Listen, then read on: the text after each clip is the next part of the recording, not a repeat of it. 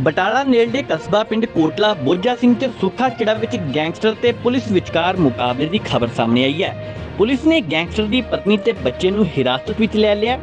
ਦੱਸਿਆ ਜਾ ਰਿਹਾ ਹੈ ਕਿ ਇਸ ਗੈਂਗਸਟਰ ਤੇ ਪਹਿਲਾਂ ਤੋਂ ਹੀ ਨਸ਼ੇ ਤਸਕਰੀ ਦੇ ਕਈ ਮਾਮਲੇ ਦਰਜ ਨੇ। ਗੈਂਗਸਟਰ ਤੇ ਪੁਲਿਸ ਵਿਚਕਾਰ ਗੋਲੀਬਾਰੀ ਵੀ ਹੋਈ ਹੈ ਤੇ ਅਜੇ ਉਹ ਲੁਕਿਆ ਹੋਇਆ ਦੱਸਿਆ ਜਾ ਰਿਹਾ ਹੈ। ਪੁਲਿਸ ਨੇ ਬੁਲਟ ਪ੍ਰੂਫ ਗੱਡੀਆਂ ਵੀ ਮੰਗਵਾਈਆਂ ਹੋਈਆਂ ਨੇ।